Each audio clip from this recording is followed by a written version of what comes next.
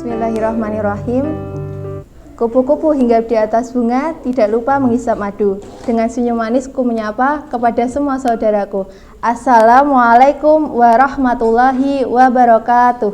Waalaikumsalam warahmatullahi wabarakatuh. Innal hamdalillah wa nahmaduhu wa nasta'inuhu wa nastaghfiruhu wa na'udzubillahi min syururi anfusina may yahdihillahu fala mudhillalah wa may yudhlilhu fala hadiyalah. Hadirin wal hadirat rahimakumullah. Ikhlas. Ikhlas secara bahasa yaitu memurnikan, sedangkan secara istilah syara yaitu memurnikan niat kita dalam beribadah kepada Allah Subhanahu wa taala. Ada sebuah kisah, yaitu kisah seorang anak kecil yang memiliki badan pendek, kurus, dan tidak terurus. Dia bernama Joko. Nah, pada suatu hari Joko berdagang untuk membiayai sekolahnya. Nah, pada suatu hari telah menjelang sore, sedangkan Joko hanya mendapatkan uang yang sangat sedikit. Padahal waktu itu Joko merasa kelaparan dan kehausan. Lalu ia pun berinisiatif untuk meminta di sebuah rumah sedikit makanan dan minuman. Setelah itu Joko pun mengetuk salah satu rumah dan keluarlah seorang ibu muda yang bernama Ibu Wulan. Nah, saat itu Ibu Wulan keluar, tetapi nyali Joko pun menciut. Lalu ia hanya meminta segelas air putih. Dan Bu Wulan pun merasa kasihan kepada Joko. Ia tidak tega memberikan segelas air putih. Lalu Bu Wulan pun memberinya segelas besar air susu. Setelah Joko menghabiskan susu tersebut, ia pun berkata, "Berapakah utang saya kepada Anda?" Bu Wulan pun menjawab, "Kamu tidak berutang kepada saya karena orang tua saya mengajarkan saya bahwa jika kita melakukan suatu kebaikan, janganlah mengharap sesuatu." Lalu Joko pun pergi meninggalkan rumah tersebut. Jangan lupa Joko pun berterima kasih kepada Bu Wulan dan pergi meninggalkan rumah tersebut. Tahun bertahun pun berlalu, Bu Wulan pun semakin tua dan ia pun merasakan sakit yang keras. Lalu ia pun dibawa ke rumah sakit. Tetapi ternyata di rumah sakit desa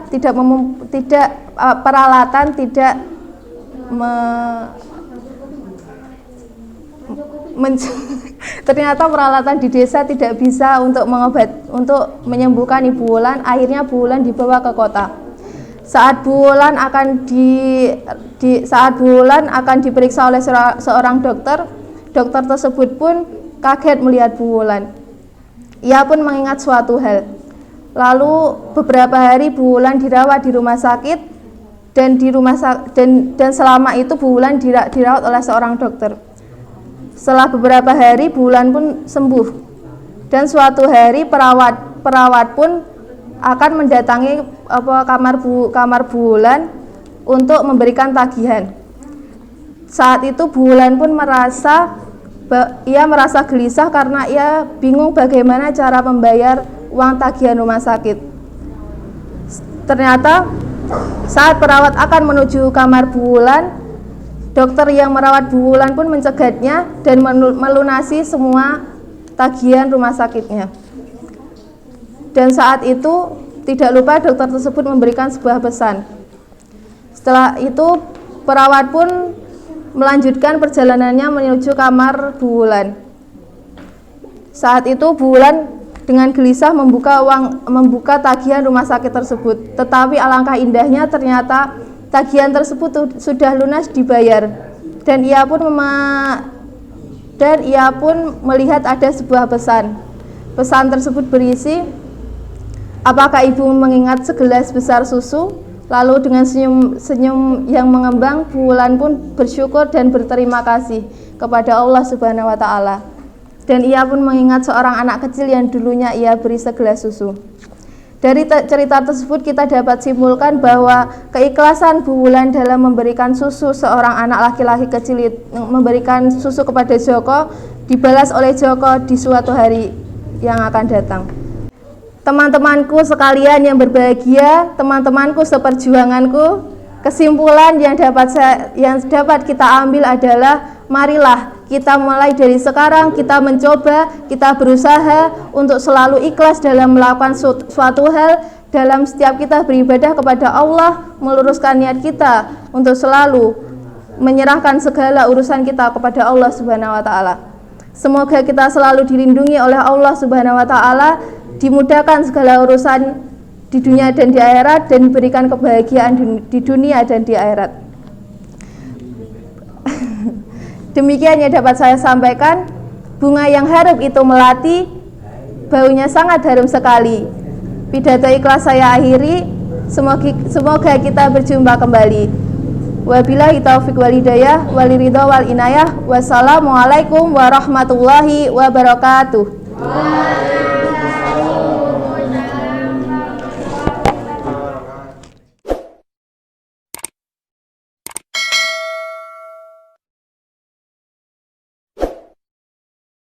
Assalamualaikum warahmatullahi wabarakatuh. Waalaikumsalam warahmatullahi wabarakatuh. Alhamdulillahirabbil alamin. Assalatu wassalamu ala asyrafil anbiya'i wal mursalin sayyidina wa maulana Muhammadin wa ala alihi wa sahbihi ajma'in. Qala rabbi shrah li sadri wa yassir li amri wa hlul 'uqdatam min lisani yafqahu qawli. Amin amma ba'du. Saya di sini akan menyampaikan sedikit kajian mengenai sabar dalam menghadapi cobaan yang Allah berikan. Kita sebagai umat manusia tidak lepas dari yang namanya cobaan atau ujian yang Allah berikan kepada kita. Dan sikap kita sebagai umat manusia dalam menghadapi cobaan dari Allah, kita harus bersabar dan ikhlas dalam menghadapi cobaan itu. Namun terkadang manusia itu kurang bersabar dalam menghadapi cobaan dari Allah. Kita tuh sering mengeluh saat mendapatkan cobaan dari Allah, baik itu berupa masalah, kesusahan, ataupun musibah.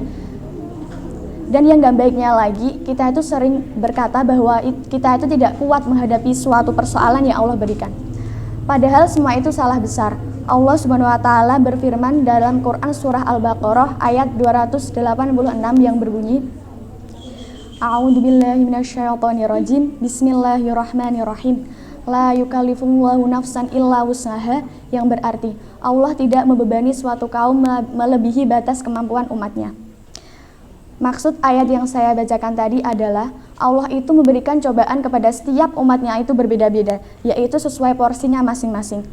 Jadi, cobaan antara kita dengan orang-orang di sekitar kita, orang tua kita, guru-guru kita, ataupun kepada Nabi dan para Rasul itu sungguh sangat jauh berbeda.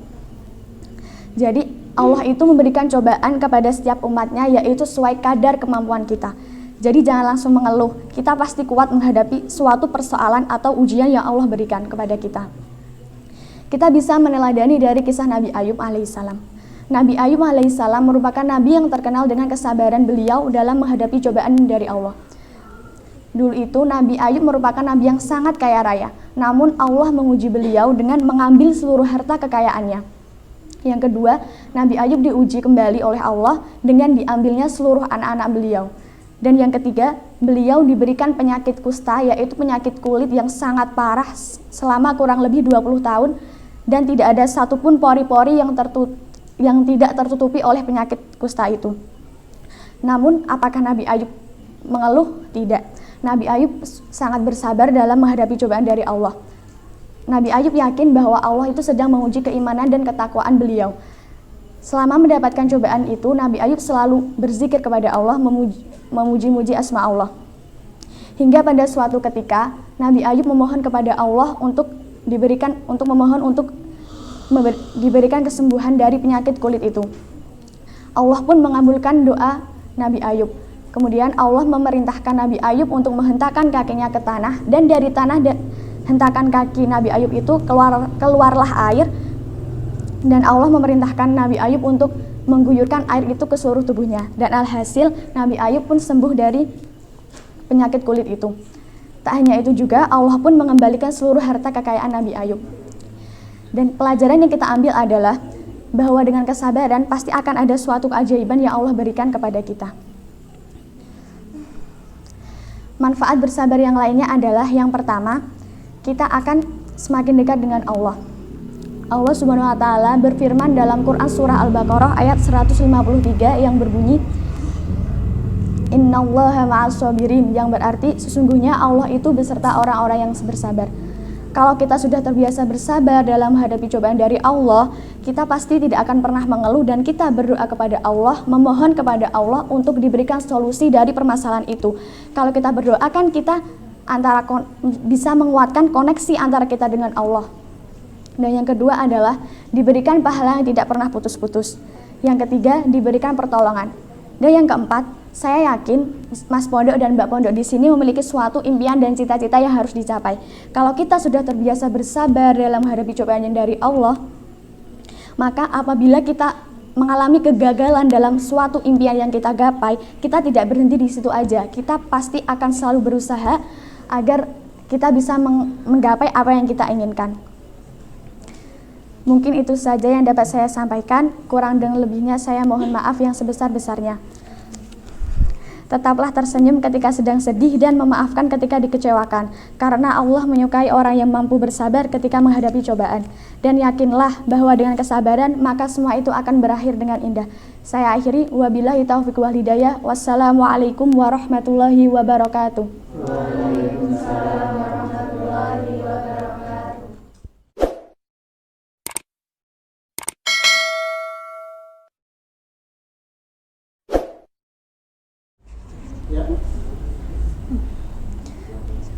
Assalamualaikum warahmatullahi wabarakatuh. Waalaikumsalam warahmatullahi wabarakatuh. Alhamdulillahirabbil alamin. Assalatu wassalamu ala asrofil anbiya'i wal mursalin sayyidina wa maulana Muhammadin wa ala alihi wa sahbihi ajmain, amma ba'du. Saya di sini akan menceritakan sebuah kisah yang berjudul Kesabaran Berbuah Kebaikan. Dahulu ada seorang laki-laki yang tinggal di pedalaman Arab. Orang ini memiliki seekor ayam, keledai, dan anjing yang sangat membantu dan berguna dalam hidupnya.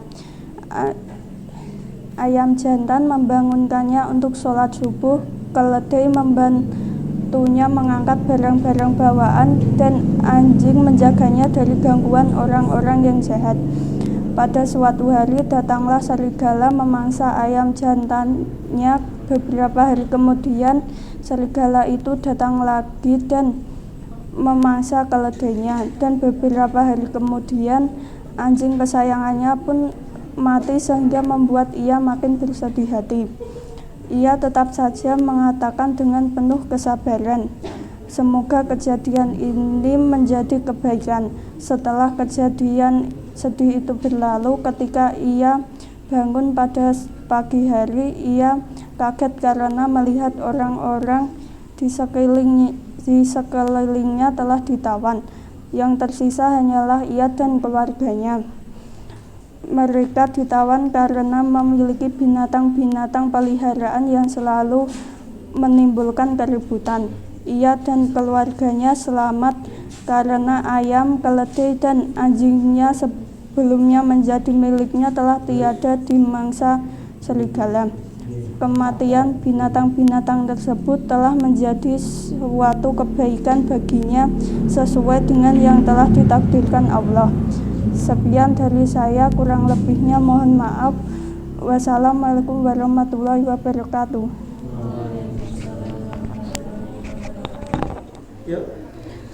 Assalamualaikum warahmatullahi wabarakatuh.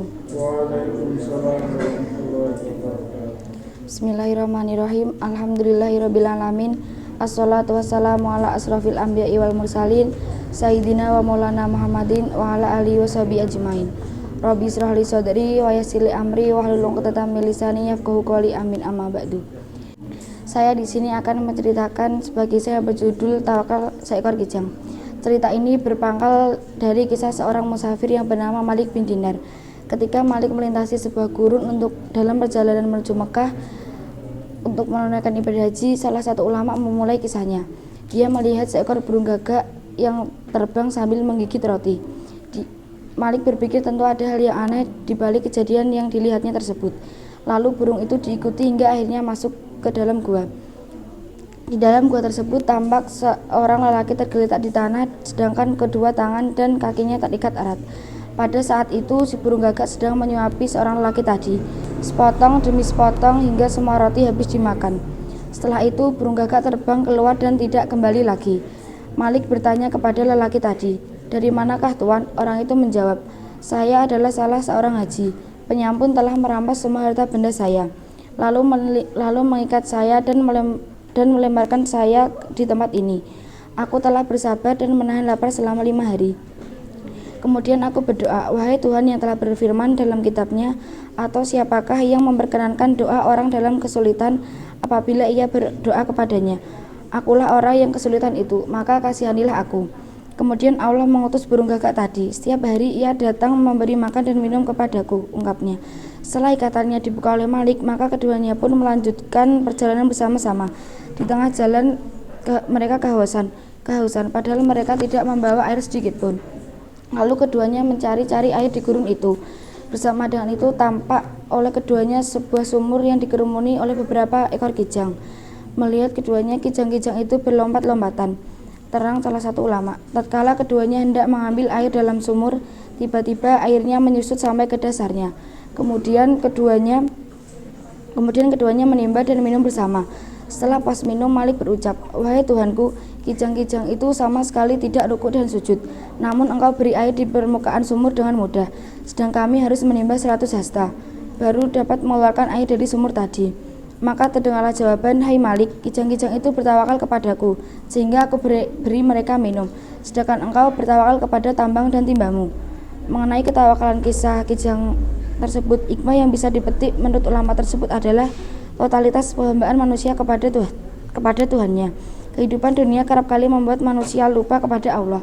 Manusia juga sering abai terhadap karunia yang Allah berikan. Sebut saja dalam kisah tadi, seandainya si Malik berpikir dan mensyukuri pemberian Allah berupa air di daerah gurun, pasti dia akan sangat bersyukur, mengingat di gurun pasir sangat sulit mendapatkan air tekannya. Demikian yang dapat saya sampaikan, kurang lebihnya mohon maaf. Saya akhiri, wabillahi taufiq wal hidayah. Wassalamualaikum warahmatullahi wabarakatuh.